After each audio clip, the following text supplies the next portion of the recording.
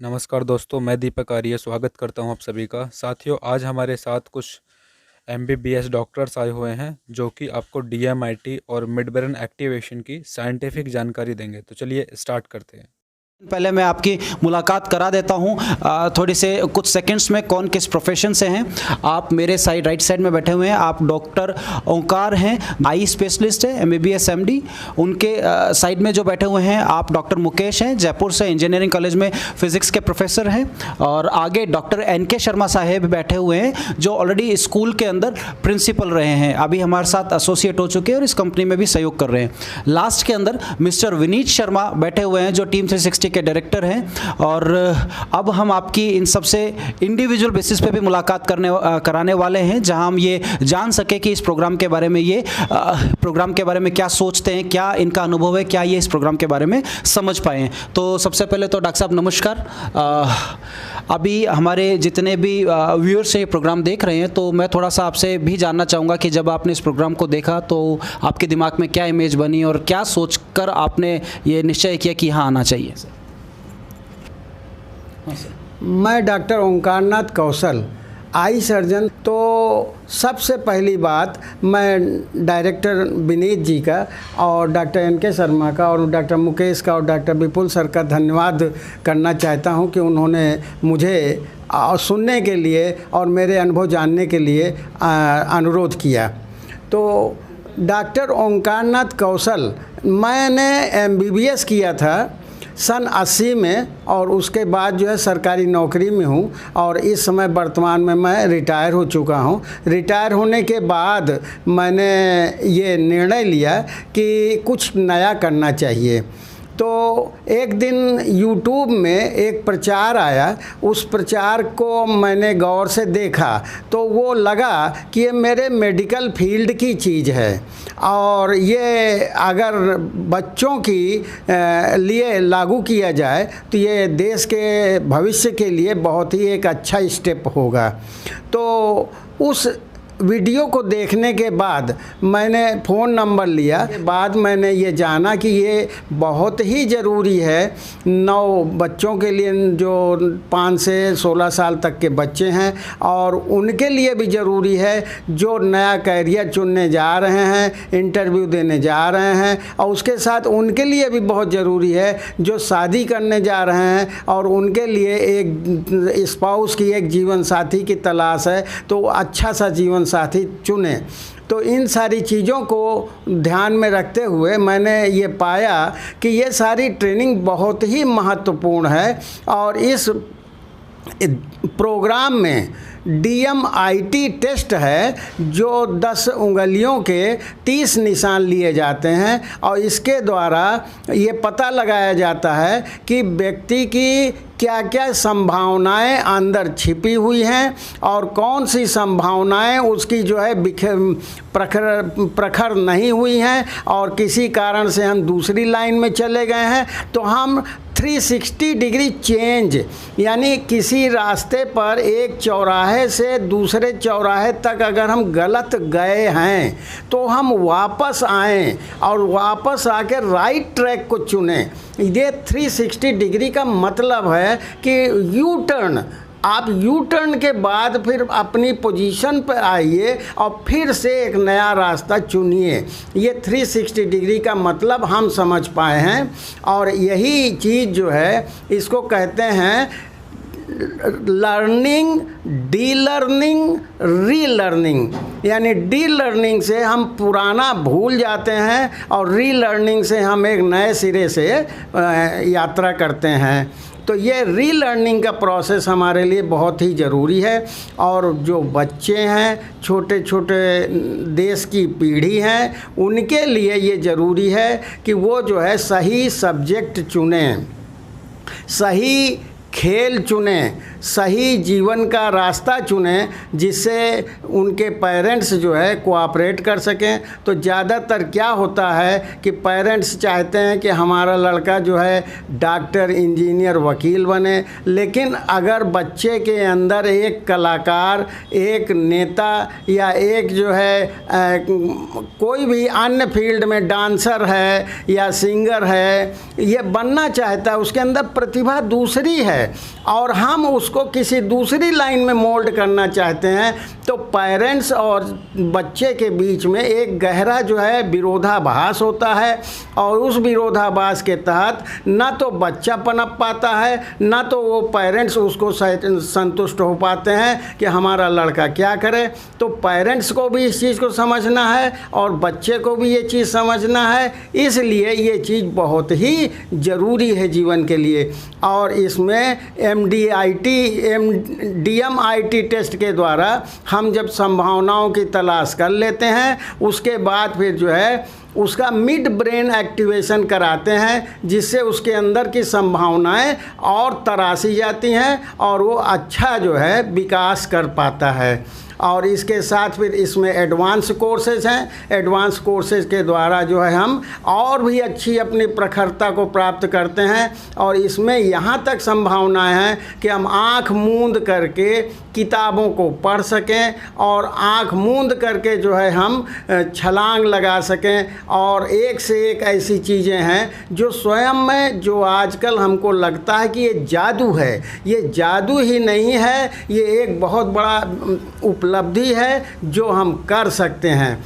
और डॉक्टर होने के नाते मैं ये प्रमाणित करता हूँ कि ये बात दिमाग से बहुत ही संबंधित है, क्योंकि बताया गया है कि बच्चा जब पेट में 13 हफ्ते से 19 हफ्ते के बीच में रहता है तो उसके विकास के दौरान जो दिमाग का एक सिरा सेरेब्रम कॉर्टेक्स है और दूसरा सिरा जो है वो हाथ है, तो हाथ में जो रिजेज हैं वो डेवलप होती हैं एक साथ। तो हाथ में हथेली होती है, उंगली होती है और उंगली का सिरा होता है जिसको हम थंब या नाखून के आगे वाला हिस्सा जो होता है जिस पर कि हमारा निशान होता है। तो इनका एक गहरा संबंध है और इस गहरे संबंध के नाते उंगलियों के द्वारा हम ब्रेन लोब को जो है ये पाते हैं कि जो ब्रेन लोब में चल रहा है वही उंगलियों में छपा हुआ है। यानी हम पैदा होते हैं तो अपने भाग्य को लेके पैदा होते हैं और यही भाग्य की संभावनाएं हम जो है इस उंगलियों के निशान के द्वारा तलाशते हैं और उसको प्राप्त करने की कोशिश करते हैं। इस कोशिश में हमारे पेरेंट्स, हमारे गार्जियन और हमारे टीचर्स और हमारा समाज अगर सहयोग करेगा तो वो बच्चा और वो व्यक्ति, वो नौजवान, सारे लोग अच्छा से लाभान्वित होंगे। ये मेरा अनुभव है और मेरी ये कोशिश होगी कि मैं सुल्तानपुर वासियों को अपनी अच्छी सेवाएं दे सकूं और साथ में अन्य लोगों को धन्यवाद दे रहा हूं जो हमारे साथ बैठे हुए हैं और मुझे बोलने का मौका दिए हैं। धन्यवाद। ठीक है, थैंक यू डॉक्टर साहब। अच्छा डॉक्टर साहब, कल आपसे बात चल रही थी तो बातचीत के दौरान आपने एक वर्ड का जिक्र किया था जायगोट का, कि जायगोट से किस तरह से आपने 2 ध्रुव बताए थे, वो किस तरह से DMIT में लिंक्ड हैं, थोड़ा सा आपने उस पर प्रकाश डाला था तो हमारे व्यूअर्स भी उसको जान पाएंगे, बैठे हुए सहभागी भी जान पाएंगे, तो थोड़ा सा वो भी बताएं। माँ के पेट में एक अंडा होता है और वो पिता के वीर्य से मिलता है तो एक जाइगोट का निर्माण होता है जिसको पिंडज कहते हैं। और ये पिंडज जो है वो प्राथमिक अवस्था में युग्मज के रूप में जाना जाता है। इसमें केवल एक कोशिका होती है और ये कोशिका विकास के दौरान 2, फिर 4, फिर 8, फिर 16, फिर 32, फिर 64 ऐसे विभाजित होती है और इस तरह से कोशिकाओं का एक गुच्छा तैयार होता है। तो 13 सप्ताह में एक सिरे पर हमारा दिमाग विकसित होता है और दूसरे सिरे पर हमारा जो है उंगलियों का निशान विकसित होता है। तो ये दोनों उत्तरी ध्रुव और दक्षिणी ध्रुव की तरह काम करते हैं और यही उत्तरी ध्रुव और दक्षिणी ध्रुव का फैलाव हमारा शरीर होता है, जिसमें कि एक तरफ सर होता है और दूसरी तरफ हमारा जो है वो टेल होता है, यानी हेड और टेल का विकास होता है। टेल का मतलब हमारे टेल का मतलब पूंछ से नहीं है, टेल का मतलब एक्सट्रीमिटी से है। तो हमारे हाथ और पैर ये दोनों हमारे एक्सट्रीमिटीज हैं। हाथ के जो भी निशान हैं वही पैर में भी पाए जाते हैं, और हाथ और पैर दोनों के प्रिंट्स बराबर महत्वपूर्ण होते हैं। इसको चाइनीज़ लोग जो है एक्वा प्रेशर और एक्वा पंक्चर विधि से जो है महत्व देते हैं, और इस पर इसी विधि से इलाज करते हैं। इसके अलावा हमारे ज्योतिष शास्त्र और हमारे जो है हस्तरेखा विद्वान लोग इसी का सहारा लेते हुए उसका भविष्य भी बताते हैं, और इसके द्वारा जो है हमारी शादियां जो ज्योतिष शास्त्रीय पुजारी लोग हैं करते रहे हैं। लेकिन हम ये कहेंगे कि जो कुंडली मिलाने का काम है अगर हम DMIT के द्वारा करें तो ये ज़्यादा अच्छा होगा, क्योंकि ये एक नया जीवन साथी ढूंढने में मदद करता है। तो ये कहा जा सकता है सर, DMIT टेस्ट जो अपन करते हैं ये साइंटिफिकली प्रूवन है, ये ज़्यादा बेटर है बजाय के कोई और रास्ता अपनाने के, अगले की नेचर को जानने का और उसको करियर को जो है रास्ता दिशा देने के लिए। जी हाँ, मैं डॉक्टर होने के नाते ये प्रमाणित करता हूँ कि ये डॉक्टरी विद्या से बहुत ही क्लोजली यानी बहुत ही गहराई से जुड़ा हुआ विषय है, और इसको डॉक्टर ही नहीं बल्कि बायोलॉजी का हर स्टूडेंट, हर विद्वान, हर जो है प्रोफेसर इससे जो है इत्तेफाक रखेगा, और ये पूरी तरह से जो है एक जुड़ा हुआ विषय है, इससे नकारा नहीं जा सकता है।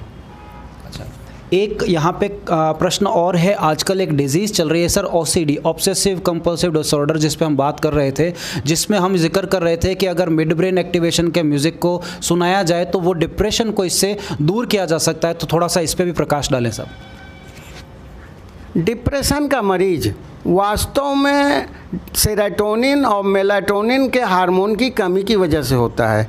पिनियल बॉडी में जो एक्टिवेशन होता है उससे सेरोटोनिन और मेलाटोनिन हार्मोन जो है थोड़ा बढ़ने लगता है।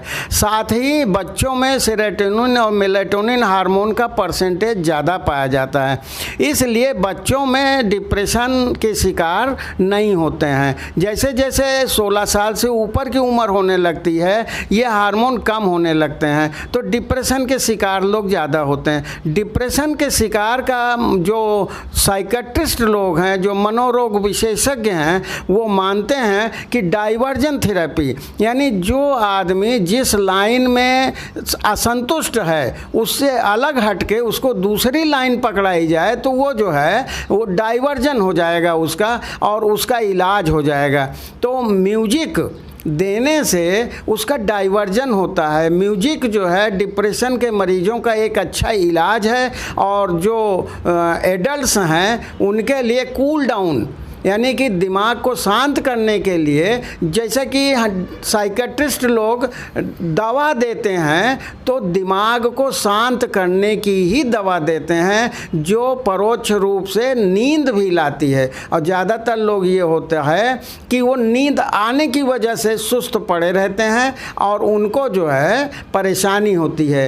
तो साइकेट्रिस्ट के नाते अगर मैं कहूँ कि नींद की दवा देने के बजाय म्यूजिक सुनाई जाए या उनको कुछ और डाइवर्जन दिया जाए, जैसे तीर्थ यात्रा पर ले जाया जाए, अच्छी अच्छी पिक्चर दिखाई जाए या अच्छे माहौल में रखा जाए जो खुशनुमा हो, तो उनका इलाज ज़्यादा बेहतर हो सकता है बजाय कि नशीली दवाओं के खिलाने से। नशीली दवाएं खिलाई भी जाती हैं तो वो कम से कम खिलाई जाएं, और वो जो है ये म्यूजिक डेफिनेटली एक अच्छा डाइवर्जन थेरेपी है जो डिप्रेशन के मरीजों के लिए भी लाभदायक है।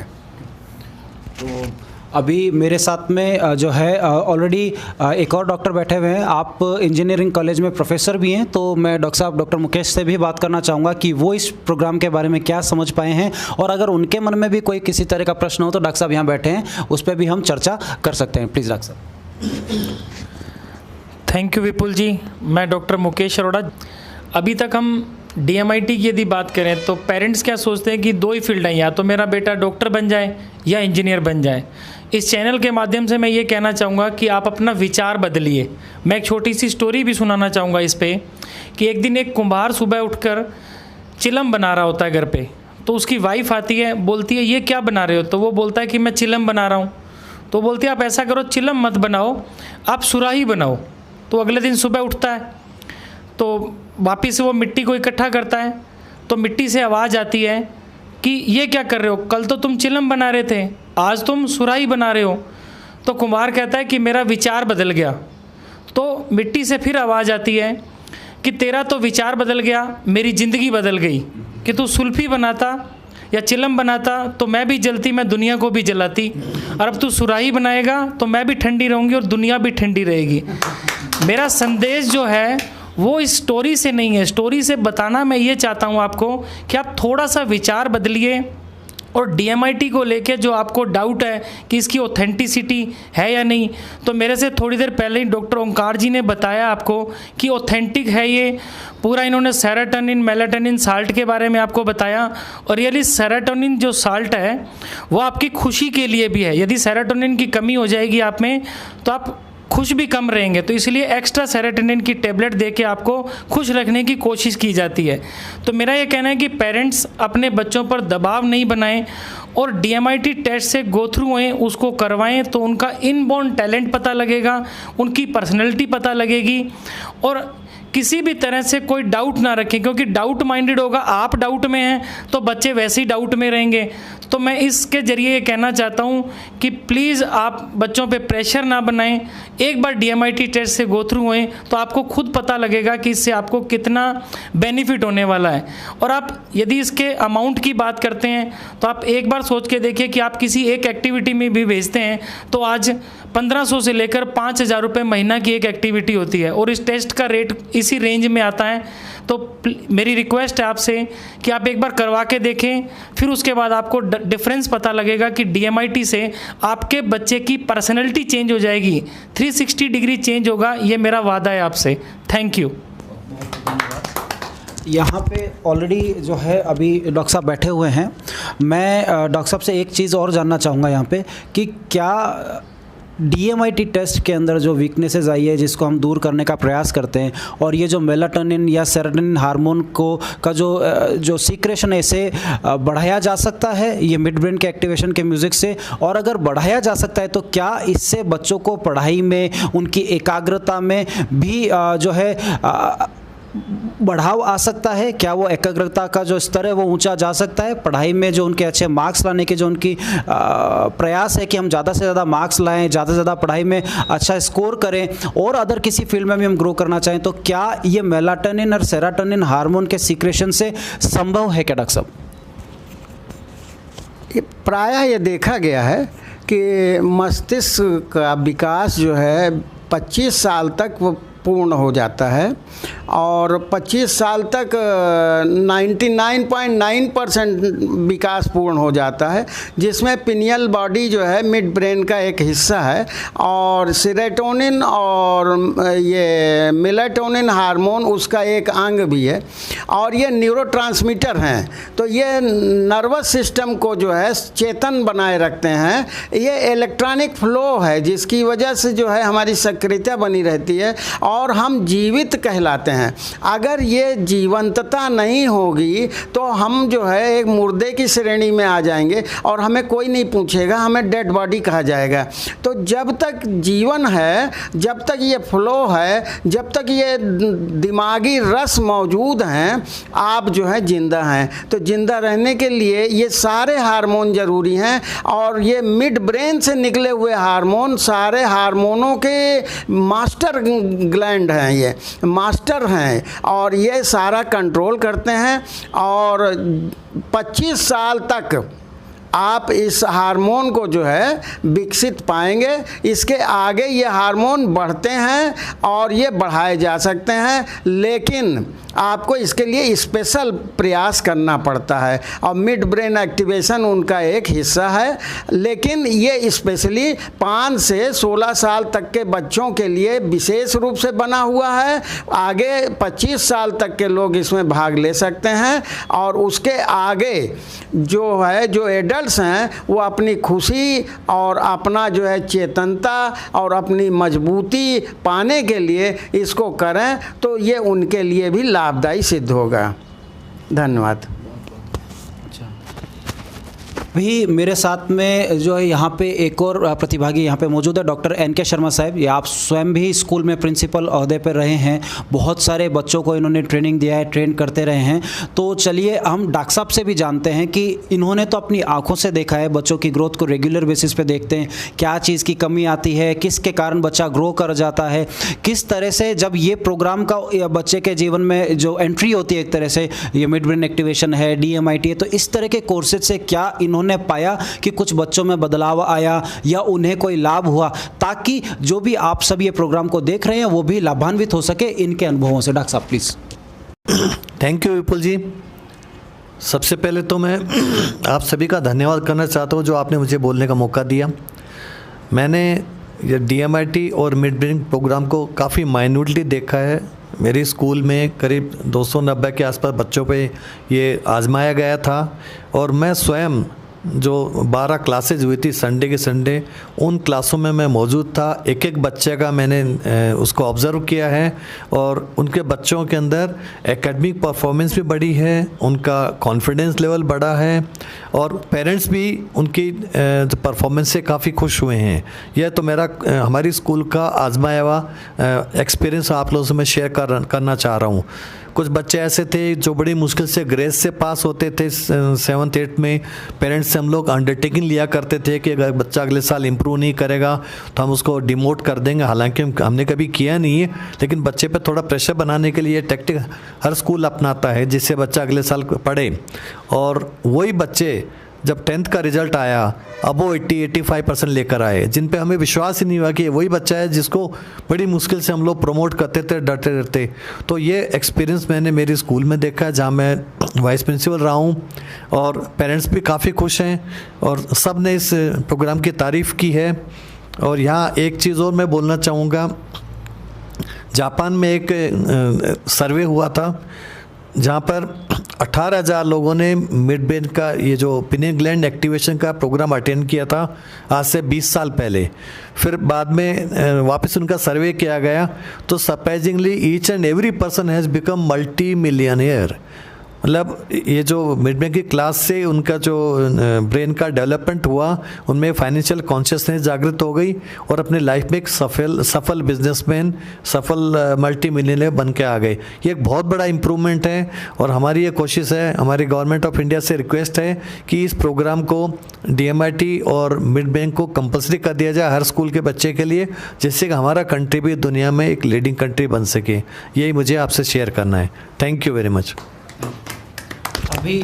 अभी मेरे साथ में हम सब यहाँ पर बैठे हुए हैं और देखिए आप, इंटरेस्टिंग बात यह कि डॉक्टर ओंकार भी यहाँ पर बैठे हुए हैं, कौशल, डॉक्टर ओंकार कौशल जो मेडिकल डॉक्टर हैं, MBBS हैं और बहुत समय तक सरकार में सेवाएं देते रहे हैं। और अब इनका उद्देश्य है कि भाई मैं जो है, इन्होंने अभी हम लोग बातचीत कर रहे थे, इन्होंने बहुत अच्छी बात करी। ये आई स्पेशलिस्ट हैं भाई, आँखों के डॉक्टर हैं, लेकिन इनका एक इन्होंने बहुत अच्छी बात कही कि मैं नज़र, क्योंकि मैंने ये जानना चाहा कि जनरली डॉक्टर्स जब रिटायर हो जाते हैं उसके बाद भी वो प्रैक्टिस करते हैं कि भाई हम बाद में भी जो है इस लाइन के अंदर बने रहे और लोगों को लाभ पहुंचाए। लेकिन यहाँ पे डॉक्टर साहब ने एक बहुत ज़बरदस्त बात कही कि मैंने नज़र का तो ट्रीटमेंट बहुत बार किया है, बीते वर्षों में यही करता रहा हूँ, लेकिन अब मैं चाहता हूँ कि कुछ नज़रिए का भी ट्रीटमेंट किया जाए। नज़र तो बहुत बदल गई, नज़रिया बदलने की ज़रूरत है। इसलिए मैं चाहता हूँ कि ये प्रोग्राम बच्चों में लाया जाए और ये जो नई पौध आ रही है, इस पौध में अभी से ही किसी तरह का कोई कीटाणु, किसी तरह का कोई नुकसान जो है, पौधा जब बड़ा होता है, पेड़ बनने के बाद तो कोई नुकसान होने से रहा,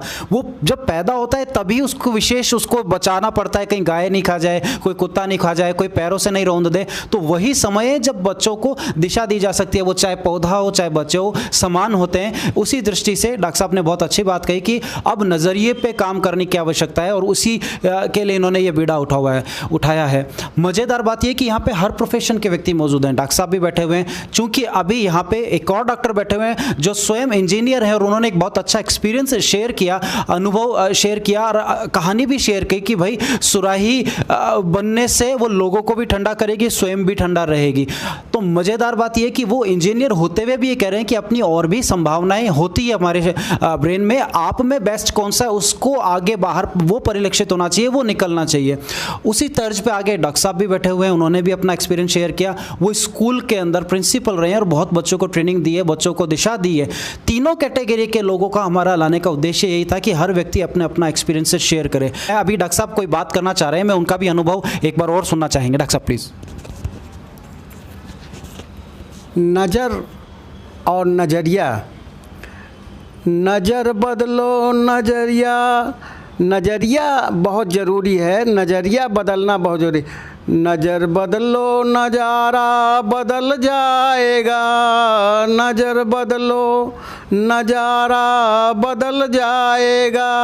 तो मेरा ये कहना है कि आईना इतना देखा हमने, आई को ना देख सके हैं। आई माने मैं होता है। हम रोज़ आईना देखते हैं लेकिन अपने आप को नहीं देख पाते हैं कि हम कौन हैं, क्या हैं। तो आजकल जो ज्वलंत प्रश्न है कि राम मंदिर बनना चाहिए, कृष्ण जी हमारे इष्ट हैं, तो उसमें हमारा नज़र जो है उसको गौर करिएगा।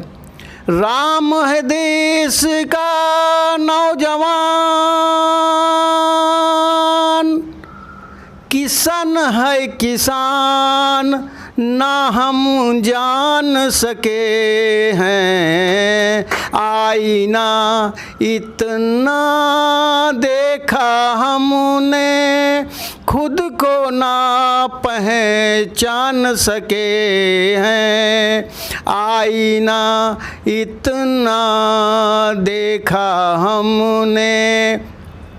तो जिस राम की मंदिर बनाने की बात हो रही है, जिस कृष्ण के पीछे हम दीवाने हैं, उसी कृष्ण से क्रिश्चियन बना है, उसी कृष्ण से क्रिश्चियन बना है, उसी कृष्ण से ईसाईयत बनी है। तो कृष्ण का प्यार ही क्रिश्चियनिटी में बदल गया है। तो हम सब एक हैं और हम सब हिंदू, मुसलमान, ईसाई, पारसी में नहीं बटे हुए हैं। हम सब इंसान हैं और हमको एक साथ विकास करना चाहिए, एक साथ आगे बढ़ना चाहिए। इसी को कहते हैं नज़र बदलो नज़ारा बदल जाएगा, नज़र बदलो नज़ारा बदल जाएगा। धन्यवाद। मतलब देख सकते हैं हम यहाँ पे कि डॉक्टर साहब में गीतकार भी छुपा हुआ है और ये बहुत महत्वपूर्ण है कि भाई अपनी स्ट्रेंथ पहचाननी ज़रूरी है। और मैं जैसा कि अभी मैं जिक्र कर रहा था, हमारे साथ में कंपनी के डायरेक्टर बैठे हुए हैं मिस्टर विनीत शर्मा, मैं उनसे भी ये जानना चाहूँगा कि इस प्रोग्राम को लाने के पीछे क्या मंशा थी, किन ग्राउंड्स पे ये प्रोग्राम लाया गया, कितना लाभ जो है इस प्रोग्राम के थ्रू बच्चों को मिला है और अब क्या फ्यूचर में इस प्रोग्राम को लेके प्लान है कंपनी का। थोड़ा हम चाहेंगे जो कंपनी के डायरेक्टर मिस्टर विनीत शर्मा साहब वो भी इसको ज़रूर शेयर करें। Thank you Vipul sir. जैसा कि अभी जितने सभी लोग यहाँ बैठे हैं, मैं सभी लोग हमारे इस प्रोग्राम को सफल बनाने के लिए बुद्धिजीवी वर्ग के जो लोग हैं हमारे साथ में मौजूद हैं। जैसे मेडिकल बैकग्राउंड से डॉक्टर साहब हैं, प्रोफेसर साहब हैं, डॉक्टर प्रिंसिपल पेशे से हैं, सर हमारे साथ में जुड़े हुए हैं। और हम जिस मुहिम को लेके आगे बढ़ रहे हैं, उस मुहिम में जब बुद्धि वर्ग जो हमारे साथ में जुड़ता है तो हमारे को बहुत अच्छा लगता है, क्योंकि हमारा उद्देश्य पूरे देश के नहीं पूरे वर्ल्ड के एक एक बच्चे का DMIT होना चाहिए, उनके घर तक ये कंसेप्ट पहुंच सके। उस मुहिम को लेके हम लोग बढ़ रहे हैं। लेकिन उस मुहिम में हमारे साथ में जब इतने अच्छे बुद्धिजीवी लोगों का जब सहयोग मिलता है तो इस मुहिम में और ईंधन का काम करता है, वो और तेज़ी से प्रज्वलित करता है, हमारे को आगे बढ़ने के लिए, अग्रसर करने के लिए और प्रेरित करता है। तो हम आगे बढ़ ही रहें। जैसा कि सर ने बताया कि इस कंसेप्ट को यहाँ लाने के पीछे क्या उद्देश्य था, तो इन सब लोगों की बातचीत से एक चीज़ तो जाहिर हो ही रही है कि भाई बच्चों की स्ट्रेंथ और वीकनेस के बारे में पता लगना चाहिए। तो वो अभी तक बच्चे समाज से, अपने दोस्तों से, पेरेंट्स से या किसी न किसी अदर व्यक्ति से प्रभावित होकर अपना करियर चुन लिया करते थे। या किसी ने साइंस ले ली तो उसका दोस्त भी साइंस ले रहा है कि यार मैं तेरे से बिछुड़ जाऊंगा, मैं भी साथ में ही साइंस ले लेता हूं। उसकी स्ट्रेंथ को पहचाने भी नहीं, उसी के आसपास रहने में उसे सर्किल अच्छा लग रहा है इसलिए उसने उस प्रभावित होकर साइंस ले ली। इसी तर्ज पे लोगों ने कॉमर्स और आर्ट्स ले लिया, कुछ सफल हो पाए कुछ नहीं हो पाए, जिनमें स्ट्रेंथ थी वो चल पड़े। हम लोग इस कंसेप्ट से बताते हैं यार अगर DMIT रिपोर्ट यही चीज़ बताती है कि आप किसी गलत डायरेक्शन पे चल रहे हैं तो उसे प्रॉपर डायरेक्शन पे ले लें, बजाय के कान यूं घूम के पकड़ेंगे, डायरेक्ट कान पकड़ लें तो अपने को DMIT रिपोर्ट का ज़्यादा सपोर्ट मिल जाएगा। तो हम लोग उसी उद्देश्य से इस कंसेप्ट को यहाँ लेकर आए थे ताकि एक एक बच्चे का हो। जैसा सर ने बताया कि हमने यहाँ 290 लगभग बच्चों का किया, सभी का DMIT किया। करने के बाद में जैसा विपुल सर ने कहा कि क्या रिजल्ट आए, हमारा तो अभी लेटेस्ट का एक एग्जांपल है कि अभी एक बच्ची जिसके 9th के अंदर 52% थे और उसके फादर ने कहा 10th में अगर तेरे 85 से ज़्यादा आएंगे तो मैं तुझे कुछ गिफ्ट दूंगा। उस बच्ची के हम यहाँ पे उसने साल भर कोर्स किया, हमारे सारे लगभग कोर्स करे हैं, बेसिक एडवांस सब, उसका 52 से बढ़ के 87% आ गया, जो कि बहुत ज़बरदस्त ड्रास्टिक चेंज है। जिस बच्ची को हमने ETV राजस्थान पर भी भेजा था, आप देख सकते हैं, आर्यनिका वशिष्ठ नाम है बच्ची का।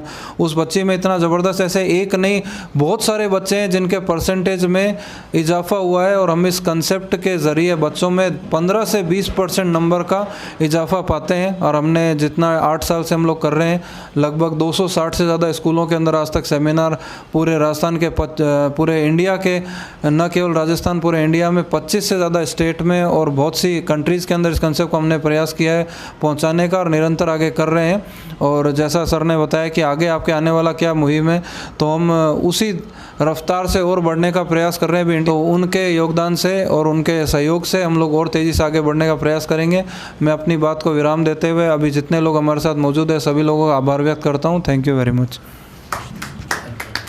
तो फ्रेंड्स, ये हमारी चर्चा को हम यहीं पे समाप्त करते हैं। लास्ट में मैं एक बात कहना चाहूँगा कि अभी जैसे डॉक्टर ओंकार साहब ने इसमें एक जिक्र किया था, हम कई बार हम रास्ते पे चलते हैं और हमें मान लीजिए लेफ़्ट टर्न करना है या राइट टर्न करना है रोड के ऊपर और हम आगे निकल जाते हैं।